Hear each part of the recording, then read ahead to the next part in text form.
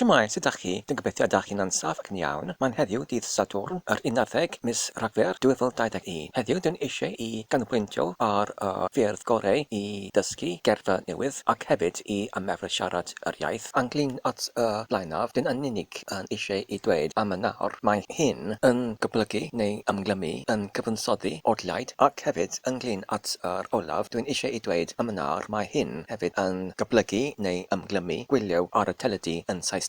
Ac dwi'n mynd i ateb y gofyniad olaf, sef beth yw y ffordd gorau i ymarfer siarad yr iaith. Yn gyffredinol gyda'r eraill, ond yn llawer o'r amser. Dwi'n meddwl y ffordd gorau i fod yn hollol rhugl yn yr iaith yw i wylio ar y rhaglenni ar y teledu yn y cyfrwng Saesnig, ond i gyfieithu yn y cyfamser i'r Gymraeg. Yn y sefyllfa hon, os ydyn ni'n yn gofyn y gofyniad, beth yw y diffiniad o rhugl-dyr, dwi'n yn mynd i dweud mae'r dysgwr wedi cyrraedd at y safon o rhugl-dyr pan mae'n yn gallu gyfieithu heb nam y rhaglen ar y teledu yn y Saesnig yn y cyflymder priodol, sef yr amser gwirioneddol oddi wrth yr Saesnig i'r Cymraeg, ac i fod yn gallu i wneud hyn gyda'r ymganiad sydd yn gywir, ac hefyd i wneud hynny yn hyglywadwy gyda hyfder yn yr un cyflymder fel yn y Saesnig heb unrhyw bedrystod gyda'r llawn esmwythder. Dyma fy nefyniad o beth yw rhugl-dyr, sef yr abledd i gyfieithu sydd ymlaen oddi wrth y Saesnig, trafod ei fod yn cael ei siarad yn uniongyrchol, ac felly seledig ar hyn, beth dwi'n gwneud fy hyn ac hefyd yn argymell i eraill i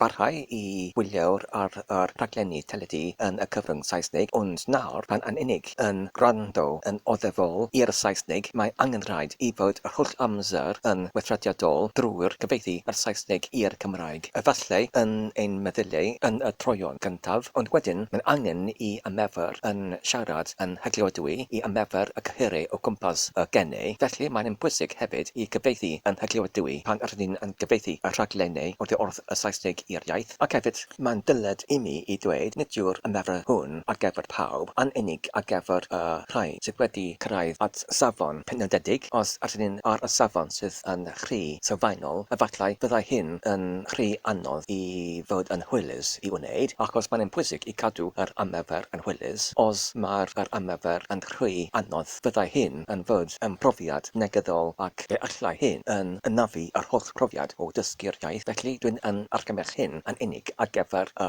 rhai sydd wedi dod yn y safon uchel neu flaengar yn yr iaith. Os ydych chi'n wedi profi hyn, ac os ydych chi'n wedi darganfod mae'r ymarfer yn ychydig yn anodd, beth sydd yn defnyddiol yw i wneud hyn ar yr YouTube, ac pan ydych yn gwylio ar y YouTube, mae'r botwm sydd yn ymddangos pan ydyn ni'n pwyso ar y botwm gyda'r 3 dot, sef yr eicon o'r gloc, ac pan ydyn ni'n yn clicio ar hyn, ydyn ni'n gallu dywys y cyflymder o'r fideo. Felly, ydyn ni'n gallu dywys y cyflymder o 0.5 neu yr hanner y cyflymder priodol, ac felly trwy hynny ydyn ni'n gallu ymarfer cyfieithu yn haws. Ond wedi dweud hynny, gallai hyn yn dod yn ychydig yn diflas os mae'r cyflymder o'r rhaglen yn Saesnig yn mynd yn rhy araf. Felly, yn amgen, dwi'n yn argymell i wylio'r rhaglen yn Saesnig yn y cyflymder priodol, ac wedyn yn y cyfamser i gyfieithu hefyd i'r iaith. Ac efo'r rhywun fel fi, sydd ddim eto yn hollol rhugl yn yr iaith, mae'n angen i mi yn aml i ymedrych am y geriau yn y geriadur. Felly, mae'n hollbwysig ar gyfer y geriadur i fod ar gael, i allu dod o hyd o'r gair cywir. A pob tro dwi'n yn gwneud hyn, dwi'n ysgrifennu y gair Cymraeg yn rhyw nodiadur neu nodlyfr, fel y fo gyda mi yn y nodlyfr rhestra o geriau newydd, ac wedyn gyda'r crain dwi'n yn gallu defnyddio nhw i gyfansoddi odlaid gwirion. A dyma'r defnyddiolrwydd o'r odlaid gwirion. Oherwydd mae pob llinell yn odli, mae'r hyn yn ein cynorthwyo ni i gofio y llinellau yn hawdd, ac oherwydd y mae'r odlaid yn gwirion, mae'n hawdd i defnyddio y geriau newydd hefyd i greu llinellau ffilbri dildod. Ac hefyd fantais arall yw, oherwydd y mae'r llinellau yn ffilbri a dildod, mae'r hyn rhywbeth sydd yn hwylus i wneud tro ar ôl tro. I roi enghraifft o hyn, ac hefyd i ateb y gofyniad oedd yn codi ar y dechreuad o'r recordiad hyn, sef beth yw y ffordd gorau i ymefr yn siarad y iaith i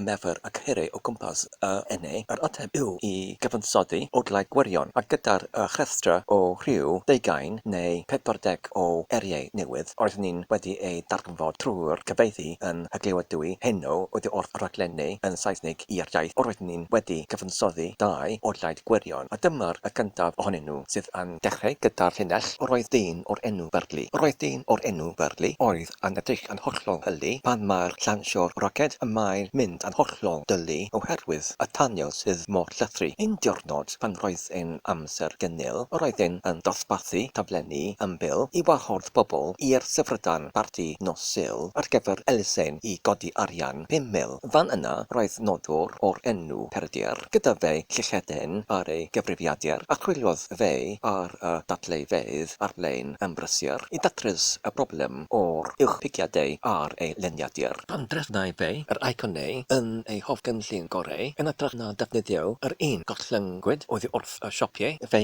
ymddangosau yr uwchpicio ar y ochr de, a dyma'r diwedd fy ngwirion odlaid. Hwrê! Os roeddech chi yn dilyn fy recordiadau cynnyrach yn y crethro chwarae memolog gyda'r odlaid gwirion, yn y recordiad hynny dwi'n yn amlinellu a rheolau i dilyn i greu yr odlaid gwirion, sef mae angen 4 pennill yn gwbl gyda 4 llinell yn yr pennill, ac mae'r pwpl llinell yn y pennill angen i odli yn llawn, ac mae'r odlaid angen i dechrau gyda'r geriau mae'r dyn o'r enw neu mae'r fenyw o'r enw, ac mae'r odlaid yn angen i diweddu gyda'r llinell, a dyma'r diwedd fy odlaid gwirion. Hwrê! Neu yn le o defnyddio y gair hwrê i defnyddio gair debyg fel hwra neu gwych neu bendigedig ac ati. Yn y odlaid gwirion oedd dim ond nawr wedi ei clyfarwyd. Y geriau newydd i mi oedd wedi ei defnyddio yno fe oedd y geriau fel pylu, dylu, cynnil ac ati, ac roedd yn defnyddiol i mi hefyd i atgoffa fy hunain ynglyn at geriau sydd ddim yn newydd i mi, ond roedd yn defnyddiol i atgoffa nhw, sef geriau fel lansio, nodwr, dosbarthu ac ati. I symud ymlaen i'r odlaid nesaf, mae'r hyn yn dechrau gyda'r llinell. Mae'r dyn o'r enw Gambo. Roedd dyn o'r enw Gambo